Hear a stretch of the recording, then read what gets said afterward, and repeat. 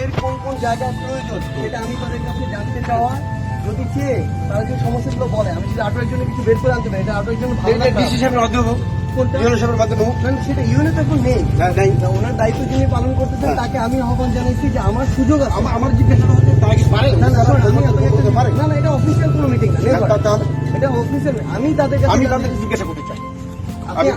আমি আপনাকে বলি, আটোয়ারি না শুধু উত্তরবঙ্গের মানুষের সবচেয়ে বড় সমস্যা কোথায় জানেন? আমি বলি, সমস্যাটা হচ্ছে মানে তারা যখন উত্তরবঙ্গের জন্য কেউ কিছু একটা নিয়ে আসতে চায়, কাজ করতে চায়, আরেকজন না পারলে ওইটাতে সহযোগিতা না করে পিছন থেকে টানে। এটা হচ্ছে, শোনেন, এটা উত্তরবঙ্গের মানুষের সবচেয়ে বড় সমস্যা।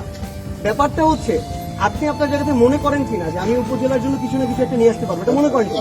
তাহলে আমি যদি কি কি দরকার এটা তাদের কাছে জেনে নিয়ে আসি, এটা হওয়া উচিত কি উচিত না? বাবা, এটা কিন্তু তোমার না, এটা তো official meeting না। এনসিপি হওয়ার আগে কিন্তু ঠিক ছিল। আমরা কিন্তু মেলায় আমার এখনো সুযোগ আছে, আমরা NCP তখন হওয়ার আগেও ছিল, এখনো আছে। তখন যেহেতু একটা রাজনৈতিক দল এখন তখন ছিল, এখনো আছে। শুনুন, মির্জা ফখরুল ইসলাম আলমগীর একটা